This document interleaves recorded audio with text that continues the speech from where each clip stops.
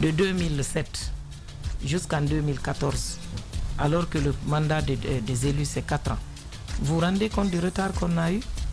On n'avait pas d'argent, on n'a pas trouvé de partenaires. De toute façon, de plus en plus, les partenaires ne financent plus des congrès.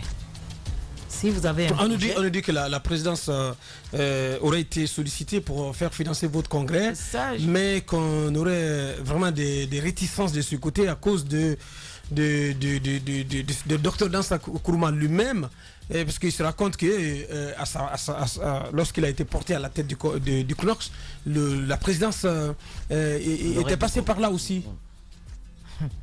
Moi, je ne sais pas si on a contacté la présidence pour de l'argent. En tant que première vice-présidente, je ne suis pas informée, je ne suis pas associée. Est-ce que vous êtes active? Vous êtes d'accord quand même que le CNOSC a perdu de sa crédibilité? Est-ce que vous êtes active au sein du CNOSC, madame? Vous êtes la première vice-présidente. Ça, je vous le concède. Est-ce que vous êtes active même? Vous êtes active au sein du CNOSC? Bon, disons que compte tenu de mes occupations vraiment à la COFEL et dans d'autres c'est pas suffisant régionales. Peut-être que Madame Yansani, peut-être que vous en êtes dégoûté. Madame Yansani, il y a des raisons. Voilà. Touchons du doigt le fond. On vous sait très actif. C'est quoi le problème? Pourquoi ce petit recul, ce petit pas en arrière par rapport aujourd'hui au CNOSC? Pourquoi? Bon, en fait, c'est pas un pas en arrière. C'est que je ne suis pas la seule. Vous comprendrez qu'il y a beaucoup de membres du bureau. Ah mais non, je parle de votre part. On ne vous reconnaît pas. Honnêtement, moi je ne vous reconnais pas ce matin. Je vous dis.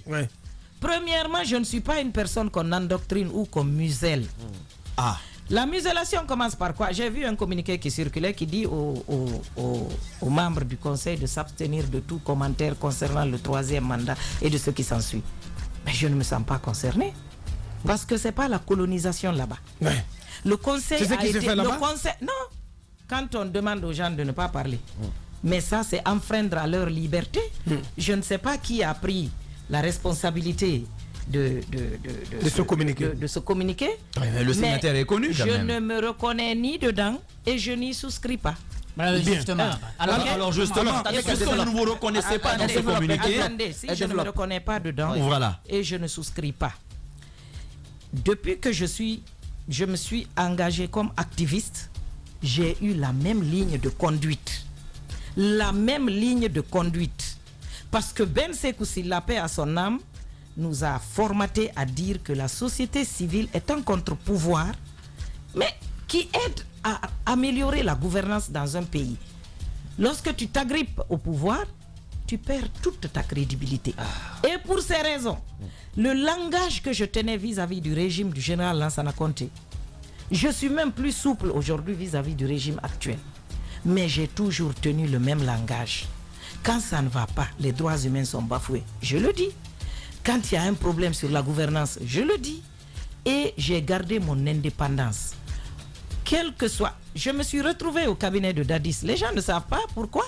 Parce que quand il y a eu le premier communiqué, j'ai dit qu'on ne souscrit pas, j'étais avec Nabi Yakité. Les jeunes qui étaient avec nous sont partis directement au camp Alpha Yaya pour aller nous dénoncer là-bas que nous sommes en train de faire une résistance à leur coup d'État. C'est en ce moment même, je crois que dans leur concertation, quand mon nom est apparu une fois, 2 fois, puisque Dieu fait bien les choses, il y a des personnes quand même qui ont dit, je crois, au capitaine Dadis, pourtant cette femme-là, elle est bien, ils ont dit des choses positives me concernant. Il a dit, bon, mettez-la dans mon cabinet. Comme ça, elle va se taire. Je suis venu, quand j'ai compris que ça n'allait pas, mais j'ai fait un abandon de poste au bout de 4 mois. Depuis le mois d'avril 2009, moi j'avais cessé d'aller au travail. Bien. J'ai laissé tomber. Alors, ça veut dire que je n'arrivais plus à m'exprimer. Je ne pouvais plus m'exprimer parce qu'on dit droit de réserve. Et ça me choquait parce que je voyais ce qui se tramait. Je me suis retiré tout bonnement. Bien. Parce que je veux mon indépendance. Je suis d'accord, Madame Yansani, par rapport à la CENI, qu'est-ce qui s'est passé?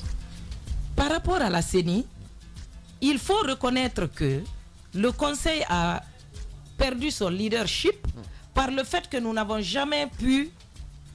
jamais su choisir les bonnes personnes qui devaient aller à la CENI. La seule personne qui est partie avec consensus, c'est Ben Sekou. Ben Sekou, en partant, puisque les syndicats devaient avoir un représentant là-bas, et que Lunseni Kamara était membre du bureau du CNOSC, il est allé avec lui. Vous avez vu comment les choses se sont passées jusqu'à ce qu'il devienne président. Après, il avait échappé à tout contrôle de la corporation qu'il avait envoyée là-bas. Oui.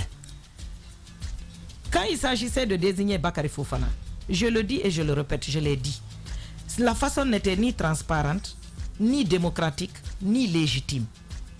Quand j'ai commencé à dénoncer avec d'autres qui n'étaient pas d'accord, on nous a taxés de tous les mots. Mais vous avez vu qu'à la fin, on a eu raison.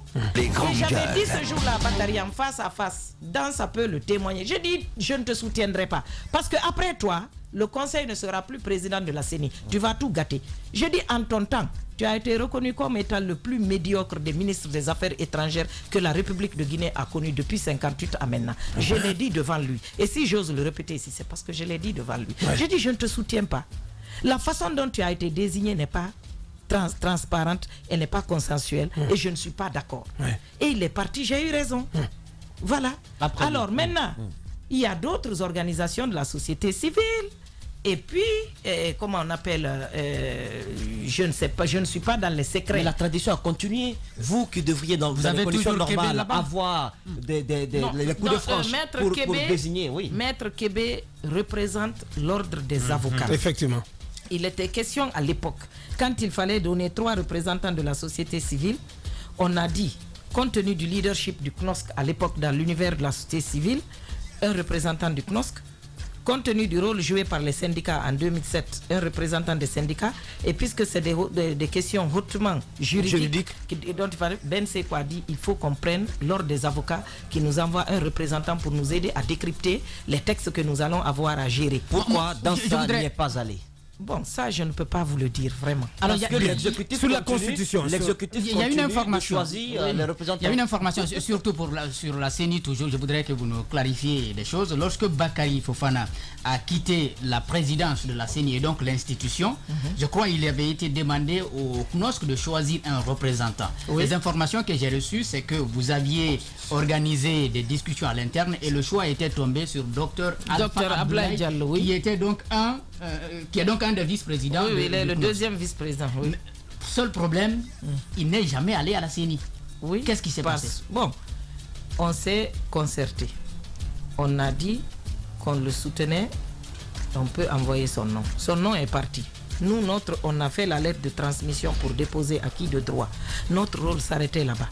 Pour ce qui est du décret le confirmant à la CENI, ça c'est à la discrétion du chef de l'État. Bien. Si le document reste là-bas, nous ne pouvons pas savoir pourquoi le président ne l'a pas signé. Madame... Maintenant, entre-temps, les choses ont changé, la nouvelle loi a été votée et il fallait désigner une nouvelle personne pour aller à la CENI.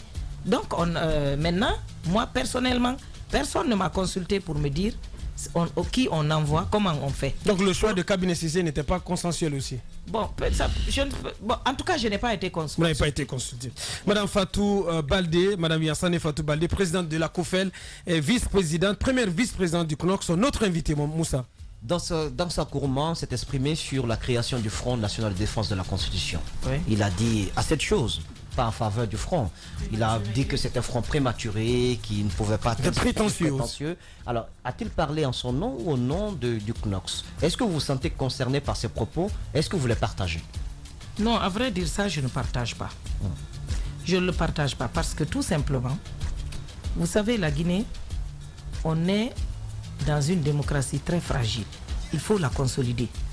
L'alternance, c'est quoi? C'est pas un parti qui quitte forcément, un parti vient. C'est qu'un président vivant passe le sceptre du pouvoir à un président vivant et qui continue de vivre. Parce que qu'est-ce qu'on a remarqué? Le 8 novembre 2002, je n'oublierai jamais cette date où j'ai vu Lamine Sidimé mettre le bulletin dans l'urne pour dire que lui, il avait voté pour l'avenir de la Guinée. Ce jour-là, 2002, j'étais relativement jeune. J'ai dit à mon père ce jour-là, j'ai dit, quand le gars là va rentrer dans son 3e mandat, et que les populations sont désespérées dans la famine, la misère et tout ce qu'il y a ici. Je dis, ils n'auront plus de recours. Dire on attend la fin du mandat. Maintenant, comme c'est Koudeï là, je dis, ils seront incontrôlables. C'est quelque temps après qu'on a vu tout ce qu'on a vu. Moi, je suis désolé. Le CNT, il représentait tout le pays. Les artisans, les femmes, les jeunes, les syndicats, la société civile, les partis politiques. Il y avait 156 membres au CNT. Contrairement à l'Assemblée, où si tu n'es pas membre d'un parti politique, tu ne te présentes pas. C'est l'ensemble de ces 56 qui ont adopté la Constitution, ils ont voté. Quand des gens disent que oui, c'est un putschiste qui a adopté, est-ce qu'un individu peut adopter une Constitution? Il n'a fait que promulguer. Il a promulgué, mais ça a été adopté au CNT. Et dans ce CNT-là, quand vous voyez aujourd'hui des gens qui étaient membres du CNT venir remettre en question le travail qu'ils ont fait, je trouve que c'est une malhonnêteté intellectuelle. On peut, quand j'entends Damaro dire que aux États-Unis, on a changé la Constitution combien de fois? Il y a eu plusieurs amendements de la Constitution. Mais est-ce que ça a donné à un président de se représenter à plus de 2 mandats? Et c'est la même Constitution depuis 2 siècles. C'est la même Constitution. On peut changer des dispositions. Des amendements, mais même si on devait le faire, il faudrait que, quand je vous dis que Alpha Omar Konaré a commandé 10 ans, à chaque fois qu'il a été amené à dévier la loi pour régler un problème urgent, il a pris note. Au bout de 8 ans, 2 ans avant la fin de son mandat, il a créé ce qu'on appelle le comité d'appui aux réformes institutionnelles, le CARI. Il dit, voilà le nombre de fois que j'ai violé la loi sans le vouloir, mais c'était indispensable pour la marche du pays. Analyser la Constitution, analyser ces situations, conformer les choses pour qu'un président ne soit plus amené à violer la loi. C'était de grands intellectuels, des constitutionnalistes, des économistes, des sociologues. Ils se sont réunis pour voir quelles sont les insuffisances. Aujourd'hui, il n'y a pas une loi ou un texte qui soit immuable. Parfait, ouais. Parfait. Mais pourquoi en l'an 2010, on a quand même fait jurer le président sur cette constitution? Il a juré, il n'a pas trouvé qu'elle était sale ou mal propre ou malsaine. Pourquoi en 2015, la même chose s'est faite? Pourquoi on attend maintenant pour le faire? Ouais. Mais la question aujourd'hui, Madame Yassani, mais pourquoi le CNOSC n'a pas une position claire quand même sur cette question? Non, mais écoutez, pourquoi vous êtes dans le vague? Le CNOSC, c'est un ensemble de personnes. Il y a un bureau de 15 membres. Il y a 8 démembrements régionaux et les préfectures. Donc, quand quelqu'un doit parler, il faut avoir concerté toutes ces personnes-là. Sinon, quand tu viens parler, tu ne parles que dans ça n'a parlé qu'en son nom. Moi, je ne vous dirai pas que je parle au nom du CNOSC.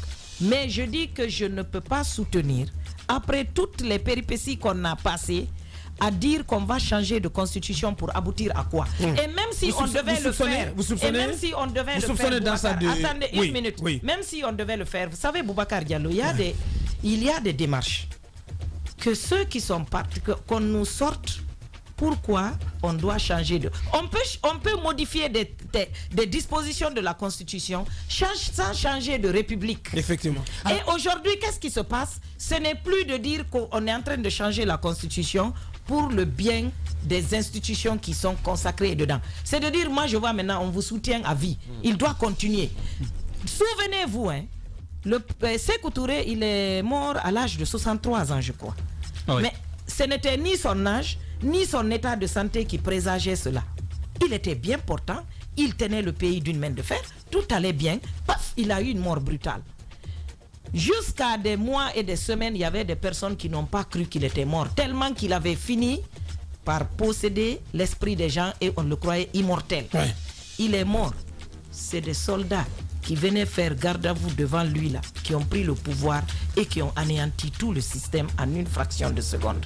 On a commencé avec Lansana Conté. Au début, M. Sirajo Diallo, M. Alpha Condé et consorts trouvaient que c'était un militaire analphabète qui ne pouvait nous amener nulle part. Dans leur dynamique de le minimiser, il est resté là 24 ans. Les 24 ans là, à la fin, on disait on a créé un mouvement Koudey. Bien. On est passé dans de ce truc-là. On a cru que si Conté mourait, le pays allait tomber dans le chaos. Bien. Conté est mort. Il a changé la constitution, il avait 67 ans. J'ai fait des recherches ce matin. Il avait 67 ans quand il changeait la constitution.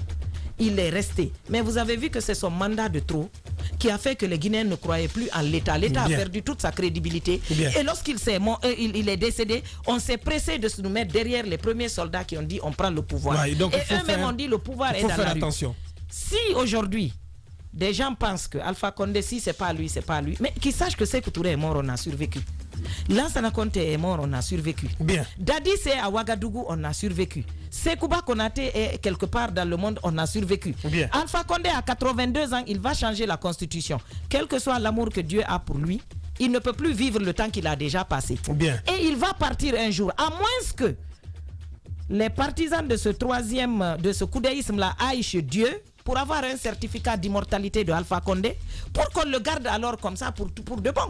Les vérités... Et si cela n'est pas possible, il faut qu'on apprenne à passer le pouvoir d'un vivant à un vivant. Madame Fatou Baldé, Madame Yansane Fatou Baldé, c'est vérité crue sur notre antenne dans cette émission. Malheureusement, le temps, la radio c'est l'heure, notre temps imparti est arrivé à expiration. Merci à tous. Et on va chuter là-dessus avec cette réaction du docteur Moussa Konaté de la PCG. Bonjour, excusez-moi, je suis désolé de cette déclaration de Madame Baldé. Le Fonds mondial demande le remboursement parce que cela fait partie des clauses contractuelles entre le fonds et la PCG à travers le CNLS qui était PR. En plus, ce n'était pas à cause des péremptions proches que ces ARV devraient être expédiés au Congo. Il poursuit, le fonds a reçu tous les rapports d'enquête. Il faut rappeler que les clauses de contrat, dans les clauses de contrat, la PCG est responsable de la gestion et de la sécurité des produits de santé qui lui sont confiés. Alors, nous avons tout intérêt. Nous avons tout intérêt. Je vais aller au bout. Nous avons tout intérêt d'assurer la sécurité des produits. C'est mieux qu'elle passe s'informer auprès de la PCG. Le fonds est bien satisfait des rapports car toute la crise a été gérée par un comité de crise dans lequel siègent tous les partenaires. Mais il faudrait bien que le fonds réclame par principe de respect des clauses de contrat entre le Fonds mondial et la pharmacie centrale. Je suis bien d'accord et je vais vous dire, je salue Dr Konaté. Quand il y avait la crise, il a beaucoup cru en nous et il nous a accompagnés, il nous a beaucoup aidés. Bien. Maintenant, je vous dis que l'observatoire, il est là, c'est pour aider tous ceux qui sont au niveau stratégique dans la gestion de la santé à savoir qu'est-ce qui se passe à la base pour prendre la bonne décision. Bien. Mais également de rendre les services sécurisés et d'amener, n'oubliez pas que la crise de confiance qui est née entre le personnel médical, les structures de soins et les populations, elle est profonde. Il faut ramener les gens vers les structures de santé. Sinon, il n'y a pas de prestataire de santé sans demandeur de soins. Bien. À ce niveau, j'avais bien précisé que il y a des moments où on redéploie les médicaments d'une zone à une autre pour essayer de régler des ruptures de Merci à vous. Oui, Moussa, en 30 secondes.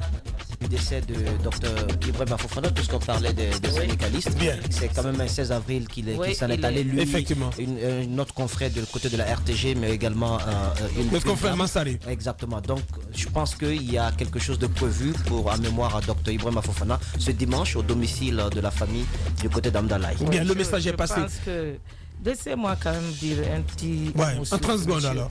Vous savez, quand Dr Fofana est décédé, je me suis enfermée, j'ai pleuré. Ma mère même m'a demandé, mais quelle était cette proximité avec Fofana pour que tu sois inconsolable de la sorte? Je dis non, maman, ce qui me fait mal.